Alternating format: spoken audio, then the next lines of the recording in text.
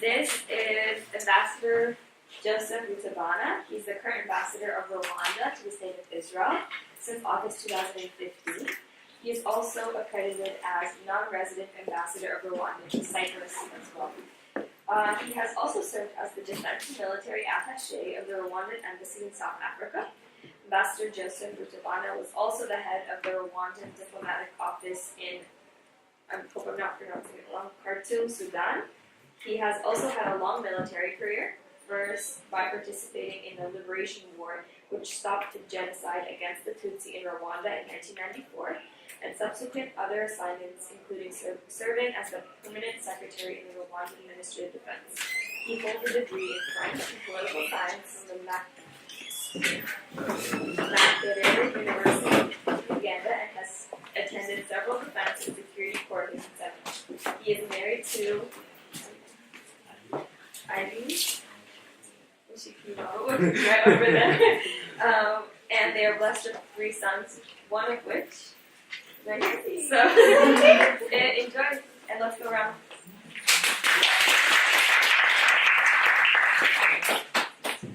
Thank you very much. Greetings to all.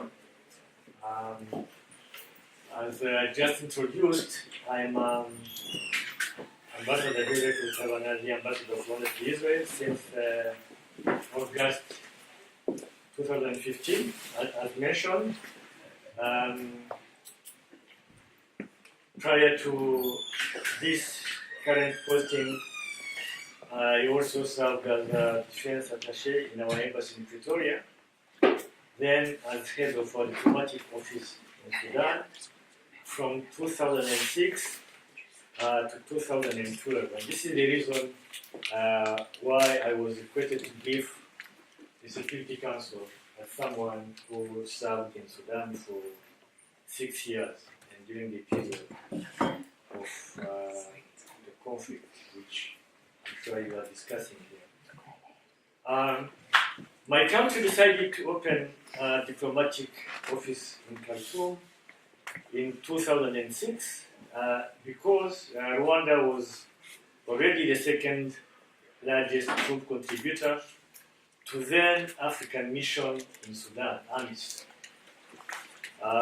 Nigeria being the largest by that time. The head of AMIS was a Nigerian and his deputy was Rwandan. And same thing for the first commander, who was a Nigerian general deputized by Rwandan general. AMIS headquarters were in Khartoum with detached offices in Darfur. However, after the African Union United Nations hybrid operation in Darfur, known as UNAMID, was established in 2007, I was already in Sudan, along with the adoption of Security Council Resolution 1769, the headquarters were later on moved to El Fasher in Darfur. And as you know, the mandate of UNAMID is to protect citizens, but it also contributes to the security for humanitarian assistance and is involved in the political progress in Sudan. It also monitors and reports on the situation along the borders with Chad and Central African Republic. Now, before I go into details of the subject or the topic, which is the future of Sudan after UNAMID's mandate expires, let's look at shortly to the background of this topic. I would say that although the topic mentions the future of Sudan after withdrawal of UNAMID, in a real sense, here we're mainly concerned with the future of Darfur. Darfur is a big region, as you know, of about 500,000 square kilometers. This is about the size of mainland Spain. It's about 25 times bigger than Israel or even Rwanda. And it has a population of close to 10 million people. So it's by size and by population, it's even bigger than most of the countries we know. So I believe this is the main focus for the topic, Darfur. The conflict in Darfur erupted in 2003 and has since caused huge displacement of people and thus the creation of dense IDP camps, internally displaced people's camps. AMIS and subsequently UNAMID have been playing an important role in the protection of these IDPs camps, and Resolution 2138 of 2014, adopted by the Security Council on the 3rd of April 2014, requires the mission to protect civilians without prejudice to the responsibility of the government of Sudan, to also facilitate the delivery of humanitarian assistance and ensure the safety of humanitarian personnel. Also to mediate between the government of Sudan and non-signatory armed movements on the basis of the Doha document for peace in Darfur. I'm sure you're familiar with this document as we are discussing the conflict in Darfur and the aftermath. Finally, to support the mediation of community conflict through measures to address its root causes. Let's look to the current situation now. The UNAMID current mandate was authorized by Security Council Resolution 2429, I'm sure you are aware, of 2018, and it expires on June 30th this year. So it's just a matter of some months to come to the expiration of the current mandate. The authorized strength is 4,050 military personnel and 2,500 police advisors and formed police units, FPUs. And currently, the deployments are as follows: 5,661 military personnel, 764 police advisors, 1,525 formed police unit officers, 600 international civilian staff, 105 United Nations volunteers, and 1,555 national civilian staff. As far as the military personnel deployed is concerned, currently, Rwanda has the highest number, having 1,125 military personnel, followed by Pakistan, which has 1,084, Ethiopia 907, Tanzania 649, and others. I'm sure you have the list of the troop contributors. The Security Council in Darfur, I'm talking about the current situation. So the security situation in Darfur has remained relatively stable following military gains by the government of Sudan against the rebel movement since 2016, and the decrease in large-scale intercommunal clashes leading to the consolidation of state authority across Darfur, except for small pockets in the Gebermara area. Gebermara area is mountains, it's a mountainous area, and it has been, since 2003, it has been very contentious. The government has never really seized it and has to take control of it. And this is an area which is very rich. With it's the only, I think, area with which is endowed with water resources and fertile soil. So it's a very important area for Darfur, and it's been very, very contentious so far. Overall, the Darfur situation has evolved significantly from the height of the conflict in the late 2000s, when the situation was marked by an armed conflict between government forces and non-state actors.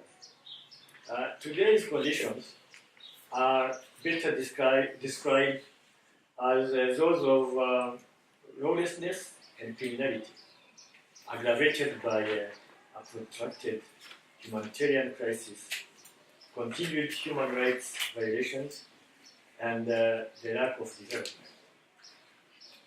But the above improvements in the security situation have led to a shift towards early recovery and peace building.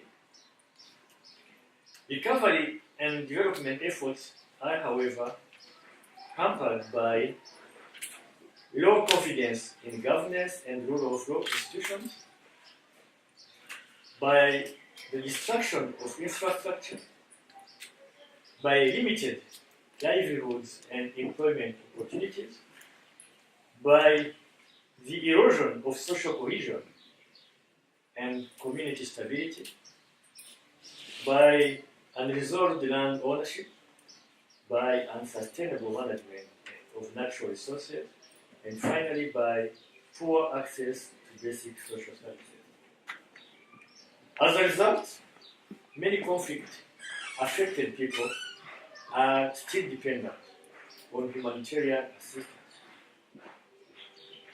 Climate change is also having severe consequences in the form of land degradation, desertification, and competition over land and water, which is further aggravated by poor management and low institutional capacity to mitigate these risks. Having said that, let's look at this humanitarian situation we're talking about. Sudan faced two major overlapping humanitarian challenges since 2003 when the conflict erupted. One triggered by the impact of the conflict, which led to large-scale population displacement, as already mentioned, and another due to climate conditions, which contributed to food insecurity and malnutrition. So many communities continue to lack access to services and support. Humanitarian assistance to Sudan has declined over the years, with Darfur remaining the most affected region. The 2018 Humanitarian Response Plan faces serious funding challenges and is currently 23% funded, only 23% funded. In Darfur, there are 159 humanitarian entities, including 14 United Nations agencies and other international organizations. There are 39 international non-governmental organizations, NGOs, and 106 national NGOs.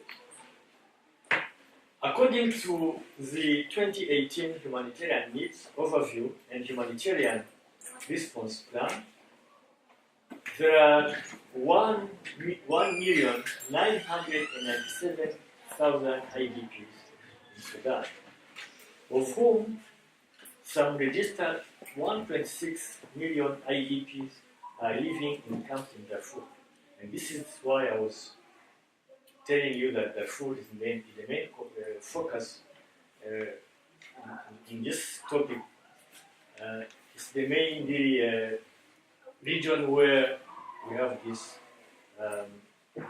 IDP camps and other crises.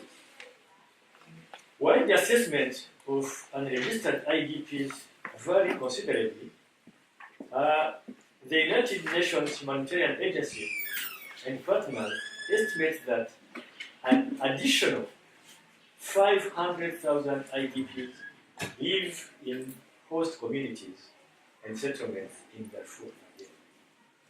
And on top of that, the number of refugees from South Sudan, which now is an independent country, the number of refugees from South Sudan in Darfur currently stands at about 174,000. So if you add all these numbers, you have more than 2 million IDPs in Darfur. So with regard to food security, the Famine Early Warning System Network has reported very poor pastoral and agricultural seasons in North Darfur, which could result in increased need for food assistance as well as agriculture and livestock-based livelihood support. In addition, the current economic crisis and recent fuel shortages have a negative impact on agriculture and are putting more people into food insecurity. Now, having talked about the background and the current situation, the humanitarian situation, let's now look at what are the direct impact of the withdrawal of UNAMID.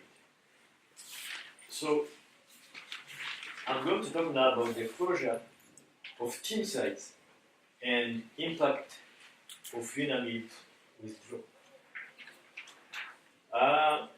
As you probably know, in June 2017, the AU and the UN decided to draw down the UNAMID by withdrawing the military personnel by 44%, and that of the police component by 30%. So the closure of this led to the closure of 11 team sites in the first phase and the withdrawal of the military component from another 7 team sites in the second phase. The UN Security Council admitted that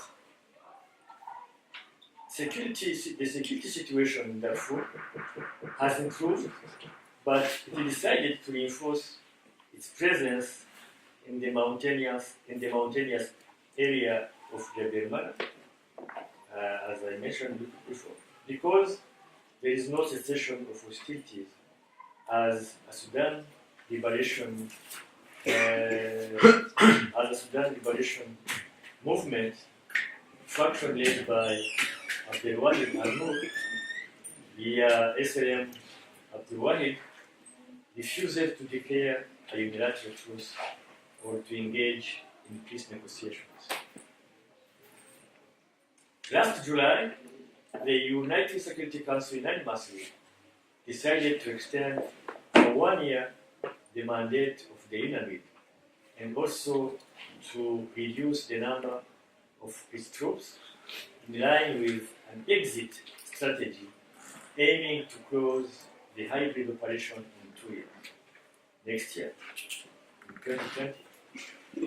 So UNAMID has been, as you know, the world's second largest international peacekeeping force, and with an annual budget of 1.35 billion and almost 20,000 troops before the withdrawal of some troops in Darfur. I think it is the second to the peacekeeping operation here at home. So the closure of 11 team sites during phase 1 of the mission's reconfiguration overall has not negatively impacted the security situation in the area of withdrawal. The government authorities, including police and the judiciary, are gradually establishing their presence, and local communities generally cite humanitarian and development needs as their greatest concern. However, UNAMID's withdrawal has reduced the monitoring and reporting capacity in these areas. In North Darfur, UNAMID withdrew from 16 team sites, namely Kadada, Merit, Marhai Tine, Zamzam, and Abu Shuk. In all those locations, the security situation was stable, and the withdrawal of UNAMID has not, for the time being, had any negative impact. However, in all the above areas where UNAMID withdrew the troops, we can note following underlying challenges. The lack of land registry, as well as lack of water, seeds, and fertilizer.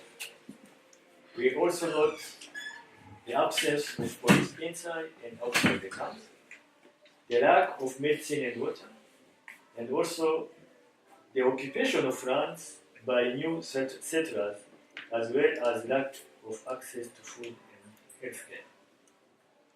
In South Darfur, the closure of Toulouse and Ed El Fussan have also not, for the time being, impacted negatively the security situation.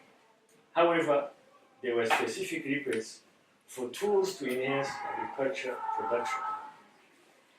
In West Darfur, the closure of Habira and Furubaranga team sites did not have an adverse impact on the security.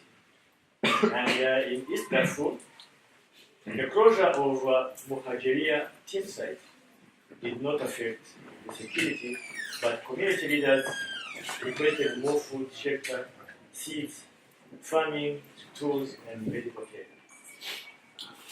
Let's now, together with this, look at the current operating environment so as we can understand better the situation.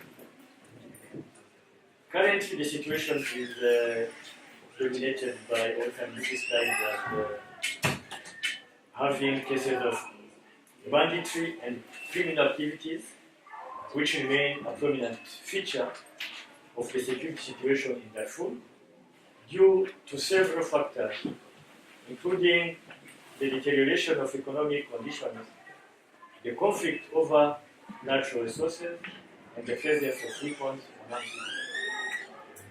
Until a comprehensive solution to these difficult issues is reached, the possibility of a relapse into conflict cannot be entirely discounted.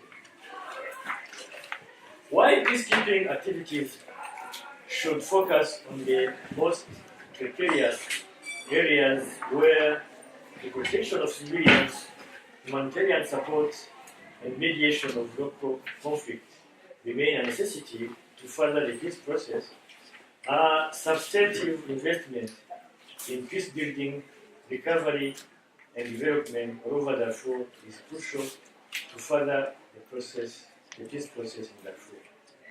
So the UN Council team and UNAMID should define joint priorities and work hand in hand, including with other partners, with a focus on activities and issues to prevent a relapse into conflict. The pertinent here. I will end by giving you my observations so that you can understand very well the future of the withdrawal of UNAMID, as you discuss in your sessions.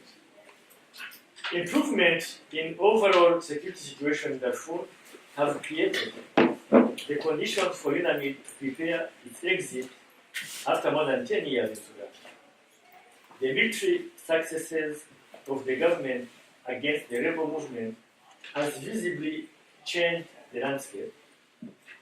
The weapons collection campaign initiated in August 2017 has de facto strengthened the control of the government over the territory and created the conditions for the extension of state authority across Darfur.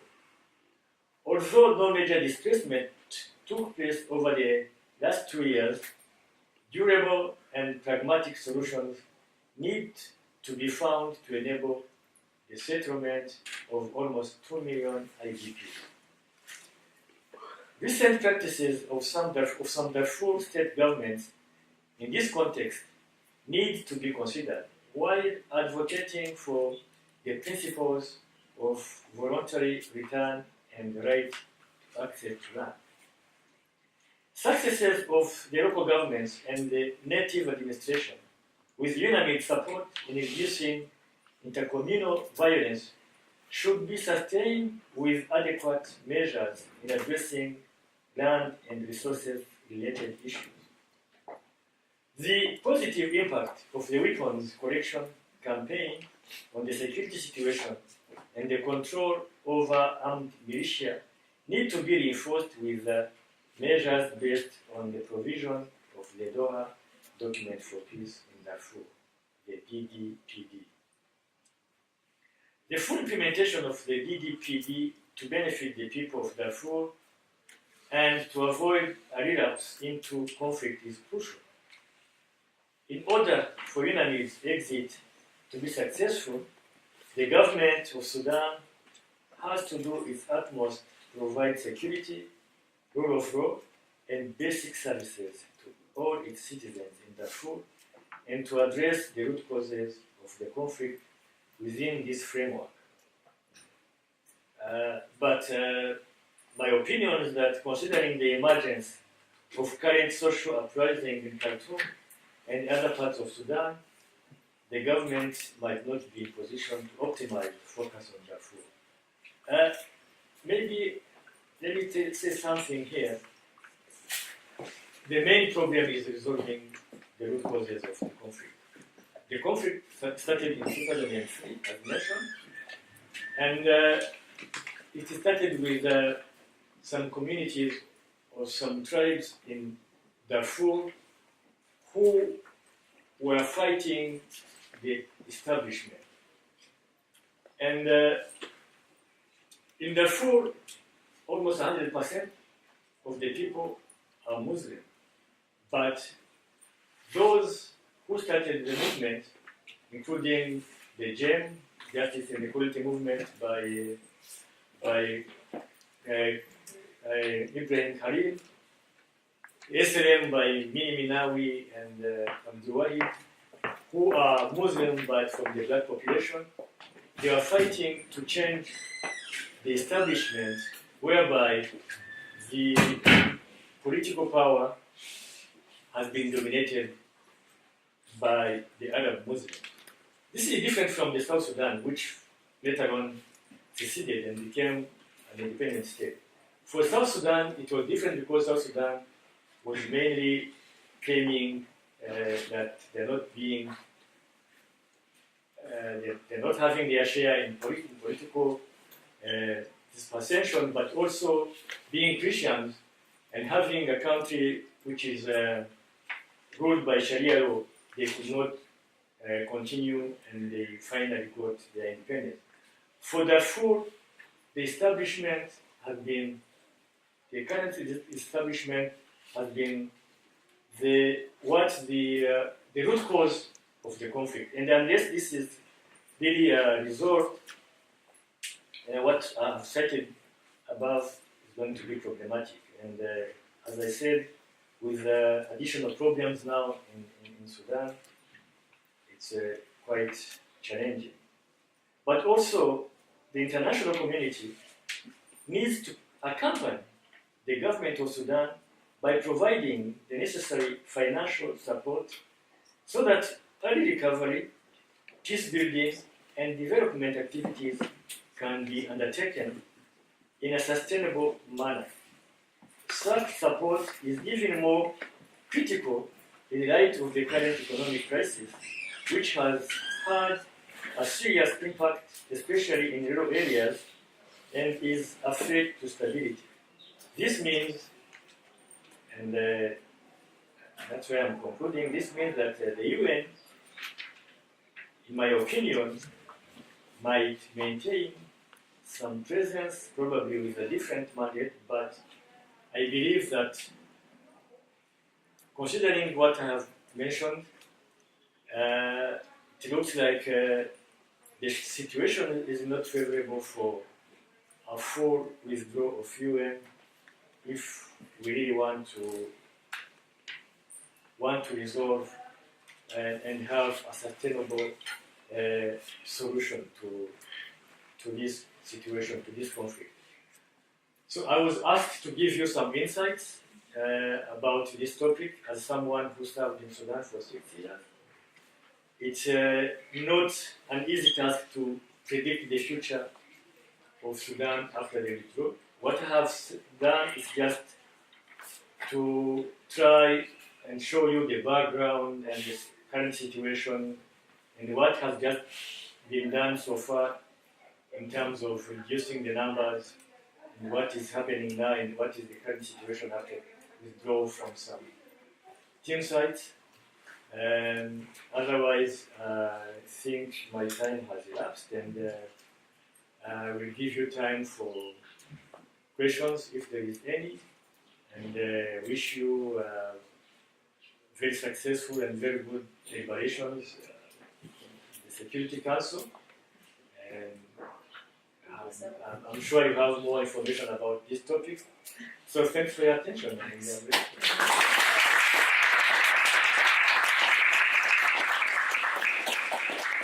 anyone have any questions? Yes, please. When did you want to serve your country? When did you decide that you wanted to serve your country in this way? In Sudan? Yeah. I really didn't choose. What happened is, as I told you and as I was introduced, I was a military attaché in our embassy in Pretoria. And because my country was contributing troops in Darfur and we had no embassy in Khartoum, we had relations, diplomatic relations with Sudan, but our ambassador in Addis was the one who was accredited to Sudan, but it became necessary that we have a presence in Khartoum because the number of our troops was increasing. And I believe the government chose to send someone with a military background, so they sent me to go and establish this office. So I never really chose to go there. It was by coincidence, it was the choice because it was a new office. But it was a good experience for me. Yes, please. Although it's not a question about the topic, but how is to be a diplomat in Israel? Thank you for the question. It's, being a diplomat to Israel, for me, my experience, I've been here for more than 3 years. It's very good. First of all, representing Rwanda, which has excellent relations with Israel, it's enjoyable for me to work with a country which is very friendly. And I also enjoy the people, the way the politics here is kind of unique. The way the Israel conduct their politics, the way the democracy here. But also I enjoy the country, and of course being a Christian, it was I couldn't have a better posting to come to see the places where I've been reading from my childhood in the Bible and everything. So, but politically and as a diplomat, the experience is wonderful. It's good. I really enjoy it. Yes, please. Also on the topic, how long have you been an ambassador? How long? How long have you been an ambassador? in Sudan, I was the head of the mission, but it was not really a fully fledged embassy. As I mentioned, it was a diplomatic office, but I was acting as head of mission, almost as an ambassador. Otherwise, it's here where I'm a fully accredited ambassador in Israel. It's now over 3 years. I presented my papers to the President of Israel in 2015 in August. Yes, please. I think it's really interesting because I remember you talking about Rwanda and the genocide there, and one of the main problems was that none of the international community interfered at all, right? There was really no interference from the UN or anything like that. And then in Sudan, it seems like there is a lot of interference and there is a lot of aid. And what do you like? Where do you think the balance is? I guess between over interfering and maybe infringing on nation sovereignty versus not interfering at all. And how can the international, group find the balance between how to interfere, where to interfere?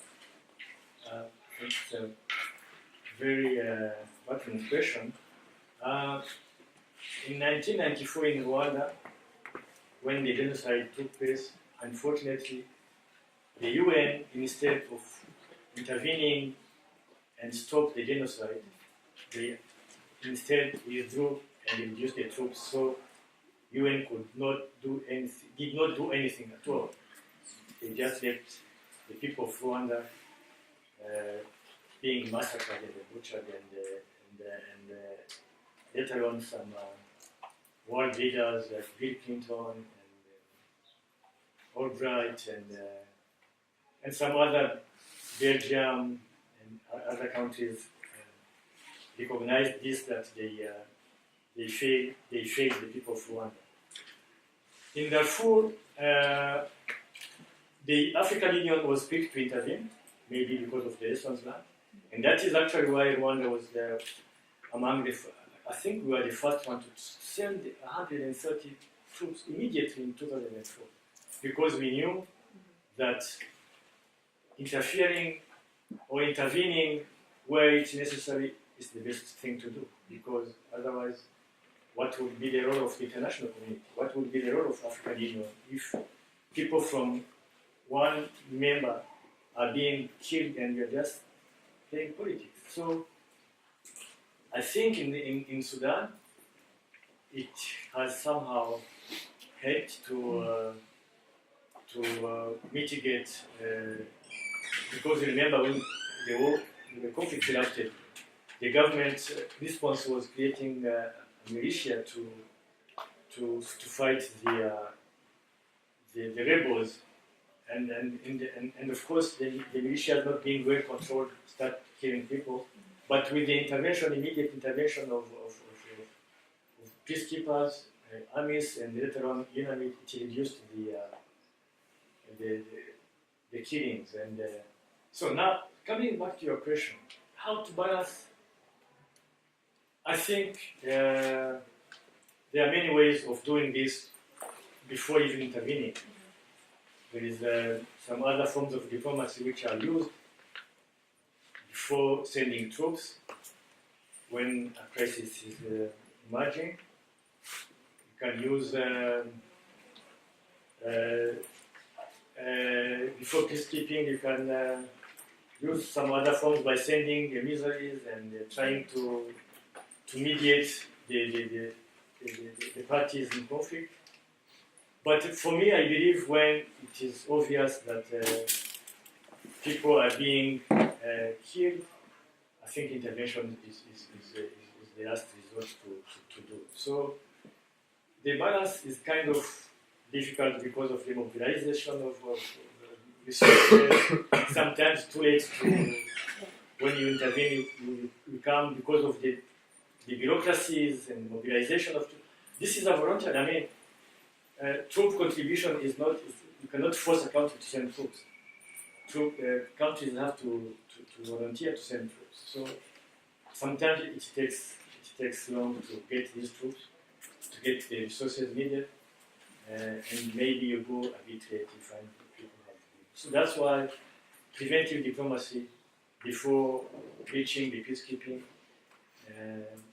and peacemaking is always the best. It's a subject which is a bit long, which can take time to discuss, but I hope. Yes, thank you so much. Okay. Thank you for your speech, first of all.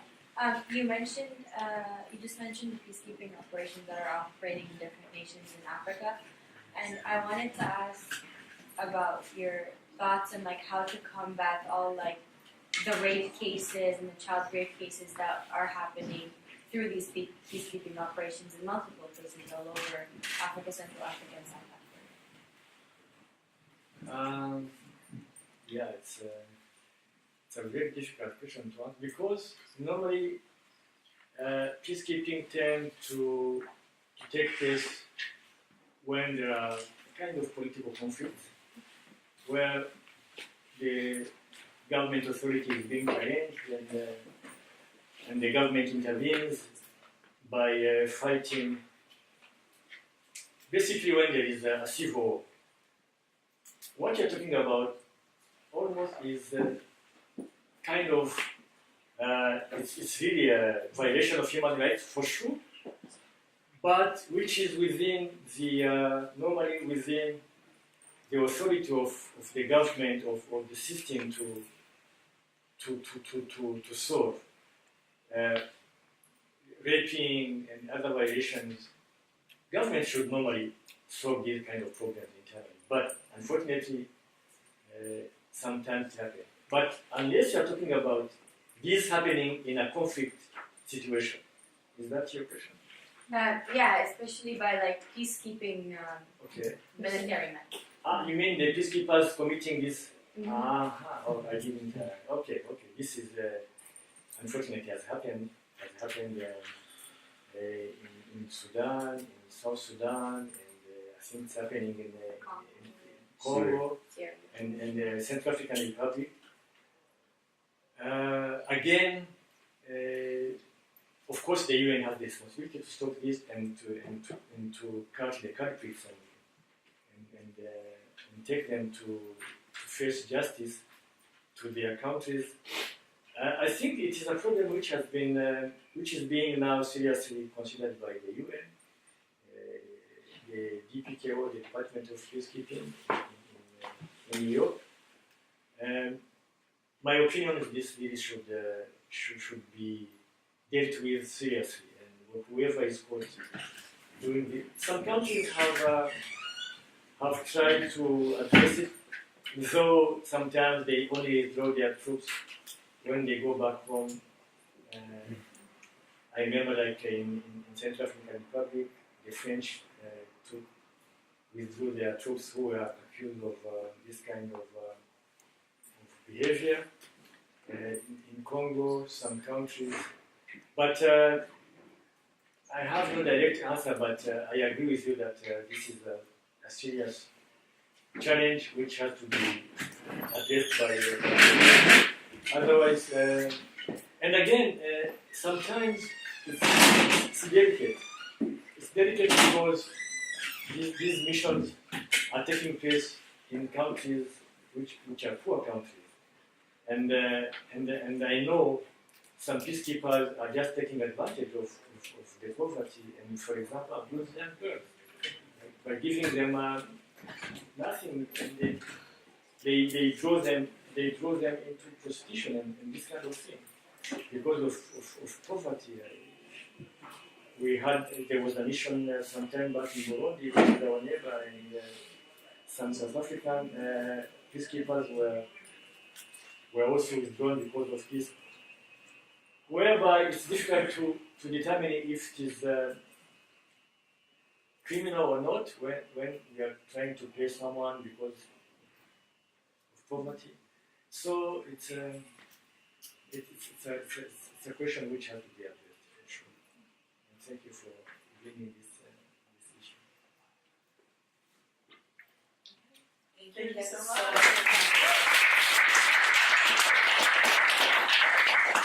Thank you very much, and